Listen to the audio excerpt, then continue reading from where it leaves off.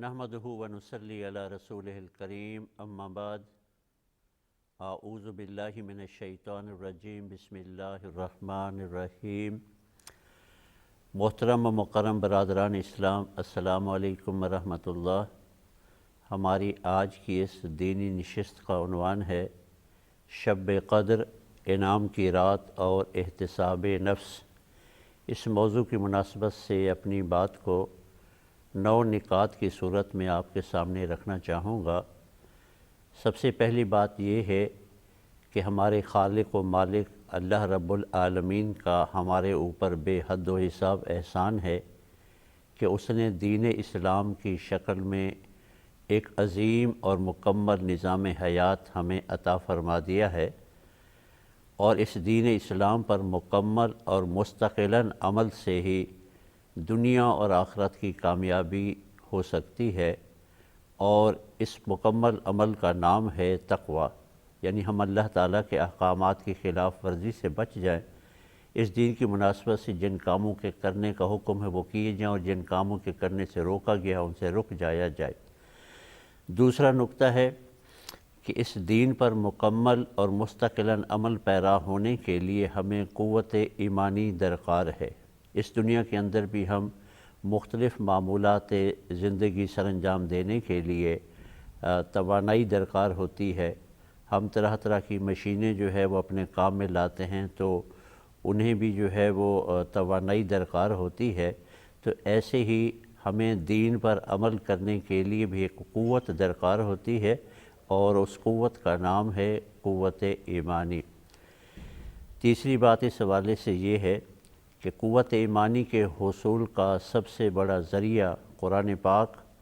اور سیرت و سنت رسول صلی اللہ علیہ وآلہ وسلم ہے۔ ان ذرائع سے اور صحبت صالحین سے ہم قوت ایمانی حاصل کر سکتے ہیں۔ قرآن حکیم کے ساتھ بھی ہمارا ایک شعوری تعلق قائم ہو جائے، احادیث رسول صلی اللہ علیہ وآلہ وسلم سے، آپ کی سنت اور سیرت سے بھی ہمارا ایک شعوری تعلق قائم ہو جائے، تو اس سے ہماری جو قوت ایمانی ہے اس میں زیادہ سے زیادہ گہرائی اور اضافہ ہو سکتا ہے۔ اور اس قوت ایمانی کے حصول کے لیے اللہ تعالیٰ نے ہمیں عبادات کا ایک نظام دے دیا ہے۔ نماز ہے، روزہ ہے، زکوٰۃ ہے، حج ہے، اس کے علاوہ بھی بہت سی نفل عبادات ہیں۔ چوتھی بات اس حوالے سے ذہن میں رکھیں کہ اس قوت ایمانی کو بھی ہمارے اندر جو ہے وہ سٹور کرنے کا ایک مقام ہے، اور اس مقام کا نام ہماری روح ہے، جو ہماری اصل ہے۔ یہ قوت ایمانی ہماری روح کی غذا ہے، اور اسی کے اندر ہی اس کا جو ہے وہ زیادہ سے زیادہ ٹھہراؤ ہوتا ہے۔ اور قوت ایمانی کا یا ہماری جو روح ہے اس کا جو مسکن ہے وہ ہمارا دل ہے۔ اس لیے قرآن پاک میں بھی اور احادیث مبارکہ میں بھی بار بار قلب انسانی کا اور اس کے امراض کا اور اس کی اصلاح کا جو ہے وہ تذکرہ آیا ہے۔ پانچویں بات اس ضمن میں یہ ہے کہ روزے کی جو عبادت ہے اس کا مقصد یہی حصول تقوی ہے، یعنی یہ قوت ایمانی ہمارے اندر اتنی زیادہ ہو جائے، اس میں اتنا زیادہ اضافہ ہو جائے، اس کا اتنا ذخیرہ ہو جائے ہمارے اندر کہ جس کے ذریعے سے ہم اپنی زندگی کے جو بقیہ 11 مہینے ہوتے ہیں وہ اس قوت ایمانی کے تحت ہم دین اسلام کی تعلیمات پر عمل پیرا ہو سکے۔ جیسے ہم دیکھتے ہیں کہ اس دنیا کے اندر بڑے بڑے کارخانے ہوتے ہیں، تو ان کے اندر جو ہے ایک تو معمول کی مینٹیننس ہوتی ہے، اور ایک اس کے اندر سالانہ شٹ ڈاؤن ہوتی ہے، کہ جس میں جو روٹین کی ان کی سرگرمیاں ہوتی ہیں وہ قدرے کم کر کے تو زیادہ جو زور ہے اس پلانٹ کی صفائی پر، اس کی مینٹیننس پر، اس کی ستھرائی پر کیا جاتا ہے، تاکہ وہ اگلے پیریڈ تک کے لیے وہ بہتر سے بہتر طور پر اور بلا کسی تعطل کے وہ کام میں لایا جا سکے۔ ایسے ہی یہ روزے کی عبادت بھی ہماری سالانہ جو ہے وہ ایمان کی قوت میں اضافے کا اور اپنی جو ہے وہ قلب کی صفائی کا جو ہے ایک بہت بڑا ذریعہ ہے جو اللہ تعالیٰ نے ہمیں عطا کر دیا ہے۔ اب چونکہ اس ماہ کے اندر دنیاوی معمولات کچھ چھوڑنے پڑتے ہیں، اسی طرح سے جو ہے کچھ مشقت بھی بڑھانی پڑتی ہے، تو اللہ تعالیٰ نے اس کو کمپنسیٹ کیا ہے کہ اس میں عبادات کے اجر ہیں جو بڑھا دیے گئے۔ نفل عبادات کا درجہ فرائض کے برابر کر دیا گیا، اور فرائض کا درجہ 70 فرضوں کے برابر کر دیا گیا ہے، تاکہ اہل ایمان زیادہ سے زیادہ اس اجر کو پیش نظر رکھتے ہوئے ان ماہ میں عبادات کا اہتمام کریں، اور اس سے ان کی قوت ایمانی اور زیادہ بڑھے۔ اس میں ساتویں بات یہ ہے کہ یہ اضافے کی قوت ایمانی میں اضافے کی جو کوشش ہے، جو خواہش ہے، وہ اس حد تک ہو کہ ایک دیوانگی کی سی کیفیت جو ہے وہ پیدا ہو جائے کہ انسان اور زیادہ سے زیادہ اس میں لگ جائے۔ تو اس کے لیے اللہ تعالیٰ نے ہمیں اس مہینے کے آخری عشرے کی طاق راتوں میں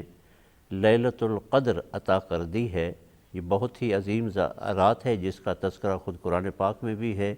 اور آپ صلی اللہ علیہ وآلہ وسلم کے فرامین مبارکہ میں بھی ہے، لیلۃ القدر خیر من الف شہر، لیلۃ القدر کی رات 1000 مہینوں سے بہتر ہے، یعنی اس رات میں کی گئی جو عبادات ہیں ان کا اجر جو ہے وہ 1000 مہینوں کی عبادات کے برابر ہے۔ 8ویں بات اس ضمن میں یہ ہے کہ نفل عبادات کا بھی یقیناً اجر ہے، لیکن قرآن حکیم کا سمجھ کر پڑھنا نفل عبادات کی ادائیگی سے کہیں بڑھ کر ہے۔ رسول پاک صلی اللہ علیہ وآلہ وسلم کا فرمان مبارک ہے کہ قرآن حکیم کی ایک آیت کا سمجھ کر پڑھنا 100 رکعت نفل ادا کرنے سے بہتر ہے اجر کے اعتبار سے۔ تو کیوں نہ ان مقدس راتوں کے اندر، اس مقدس اور بابرکت مہینے کے اندر کہ جو نزول قرآن کا مہینہ ہے، شہر رمضان الذی انزل فیہ القرآن، رمضان کا مہینہ وہ مہینہ ہے کہ جس میں قرآن حکیم نازل کیا گیا، تو چونکہ یہ مہینہ ہی نزول قرآن کا مہینہ ہے، لہٰذا اس مہینے کے اندر ہم زیادہ سے زیادہ قرآن حکیم کے ساتھ ایک شعوری تعلق قائم کریں، اور اس ماہ میں جو ہے ہم قرآن حکیم کو سمجھنے کی طرف لگیں۔ خاص طور پر جو ہے وہ لیلۃ القدر کی جو راتیں ہیں، جنہیں آپ صلی اللہ علیہ وسلم نے فرمایا کہ ماہ رمضان کے آخری عشرے کی طاق راتوں کے اندر تلاش کیا جائے۔ اللہ تعالیٰ نے کسی مخصوص رات کا ذکر نہیں فرمایا ہے، بلکہ آخری عشرے کی طاق راتیں، تاکہ ان 5 کی 5 راتوں میں، یعنی 21ویں، 23ویں، 25ویں، 27ویں اور 29 رمضان کی راتوں میں اس بابرکت اور عظیم الشان رات کو جو ہے وہ تلاش کیا جائے، اور اس میں بھی نفل عبادات سے بھی زیادہ اجر کا جو کام ہے وہ ہے اللہ تعالیٰ کی کتاب کو سمجھ کر پڑھنا۔ تو اس میں زیادہ سے زیادہ ہم اس بات کا اہتمام کریں کہ قرآن حکیم کو جو ہے وہ سمجھ کر پڑھا جائے۔ اور اس حوالے سے بھی آج کل جو ہے وہ مختلف مقامات پر اجتماعی طور پر بھی ترجمہ اور تفسیر کے ساتھ تراویح کا اہتمام ہوتا ہے۔ اگر ایسا کوئی مقام مل جائے تو بہت ہی اچھی بات ہے کہ اجتماعی صحبت بھی نصیب ہو جائے گی، اس سے استفادہ کیا جائے، اور اگر یہ بھی نہ ہو سکے تو پھر کم از کم تراویح میں قرآن حکیم آہستگی کے ساتھ سننے کے ساتھ جو بقیہ وقت ہے وہ قرآن حکیم کے سمجھنے کی طرف لگا دیا جائے۔ اور اس میں اس بات کی طرف بھی اشارہ ہے کہ اللہ تعالیٰ نے اسے طلوع فجر تک بابرکت بنایا ہے، یعنی ساری رات جو ہے وہ اس کی عبادات سے استفادہ کیا جائے۔ اور 9ویں اور آخری بات اس ضمن میں یہ ہے کہ یہ ساری عبادات ایمان اور احتساب کے ساتھ ہوں۔ نبی اکرم صلی اللہ علیہ وسلم کا فرمان مبارک ہے، من صام رمضان ایمانا و احتسابا غفر لہ ما تقدم من ذنبہ، جس نے ایمان اور احتساب نفس کے ساتھ رمضان کے روزے رکھے تو اس کے پچھلے گناہ معاف کر دیے گئے۔ ومن قام رمضان ایمانا و احتسابا، اور جس نے ماہ رمضان میں قیام اللیل کیا ایمان اور احتساب نفس کے ساتھ، غفر لہ ما تقدم من ذنبہ، تو اس کے بھی پچھلے گناہ معاف کر دیے گئے۔ ومن قام لیلۃ القدر ایمانا و احتسابا، اور جس نے لیلۃ القدر کے اندر ایمان اور احتساب کے ساتھ قیام کیا، ساری رات وہ کھڑا رہا، غفر لہ ما تقدم من ذنبی، تو اس کے بھی گناہ معاف کر دیے گئے۔ تو یہ مہینہ ایمان اور احتساب کے حصول کا ذریعہ ہے۔ ایمان کے حوالے سے بھی ہم جان لیں، اس کی بھی باقاعدہ تعریف آئی ہے قرآن پاک میں، احادیث مبارکہ کے اندر۔ آپ صلی اللہ علیہ وسلم کا فرمان مبارک ہے کہ لا یؤمن احدکم حتی یکون ہواہ تابعا لما جئت بہ، تم میں سے کوئی شخص اس وقت تک مومن نہیں ہو سکتا جب تک کہ اس کی خواہش نفس اس چیز کے تابع نہ ہو جائے جو میں لے کر آیا ہوں۔ اسی طرح سے ایمان مجمل کے الفاظ جو ہم باقاعدہ سیکھتے ہیں شروع سے ہی، اس میں ہے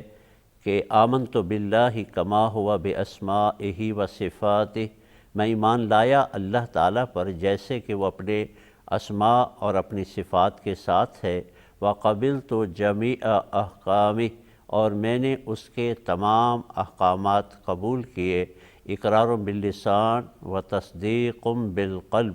زبان کے ساتھ اس کا اقرار بھی کرتا ہوں اور دل سے اس کی تصدیق بھی کرتا ہوں کہ اللہ تعالیٰ پر ایمان اس کے اسماء و صفات کے ساتھ اور اس کے تمام احکامات میں پوری جو ہے اس کے تقاضوں کے مطابق جو ہے وہ عمل کروں گا۔ تو اللہ تعالیٰ نے ہمیں عظیم ترین عبادات عطا کر دی ہیں، ان میں بہت بڑی عبادت ہے جو ہماری بھلائی اور ہماری ہی بہتری کے لیے ہے، وہ ہے روزے کی عبادت۔ اور روزے کی عبادت کے دو حصے ہیں، یعنی دن کا روزہ ہے اور پھر رات کا جو ہے وہ قیام ہے تراویح کی صورت میں، اور پھر خاص طور پر آخری عشرے کے اندر لیلۃ القدر جیسی عظیم ترین رات ہمیں عطا کر دی گئی کہ جو خود اللہ تعالیٰ کے فرمان کے مطابق 1000 مہینوں سے بہتر ہے۔ تو اس ماہ میں ہمیں زیادہ سے زیادہ قوت ایمانی کے حصول کی طرف آنا ہے، اپنے معمولات زندگی کو کم سے کم سطح پر رکھتے ہوئے زیادہ سے زیادہ وقت اپنی روح پر جو ہے مرتکز کرنا ہے، اور اس مہینے کی برکات سے زیادہ حصہ حاصل کرنے کی کوشش کرنی ہے۔ اللہ تعالی ہم سب کو ان عبادات سے اور اس مہینے کی برکات سے زیادہ طور پر فائدہ اٹھانے کی توفیق عطا فرمائے۔ قرآن پاک کے جو اس ماہ مبارک کے اندر نازل کیا گیا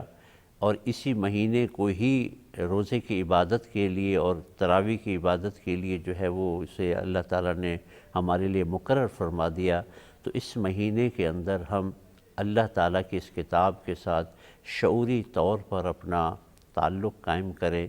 اسی کتاب سے تعلق ٹوٹنے کی بنا پر ہی علامہ اقبال رحمہ اللہ نے فرمایا، وہ زمانے میں معزز تھے مسلمان ہو کر اور تم خوار ہوئے تارک قرآن ہو کر۔ تو اللہ تعالیٰ ہم سب کو اس بات کی فکر عطا فرمائے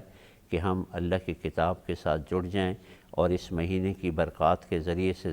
زیادہ قوت ایمانی حاصل کریں، تاکہ ہمارے لیے دین اسلام پر بقیہ جو ہمارا وقت ہوتا ہے اس پر ہمیں پوری جو ہے وہ اس کے تقاضوں کے مطابق عمل کرنے کی ہمارے لیے صورت بن سکے۔ آمین۔ بارک اللہ لی و لکم فی القرآن العظیم ونفعنی و ایاکم بآیاتہ والذکر الحکیم والذکر الحکیم۔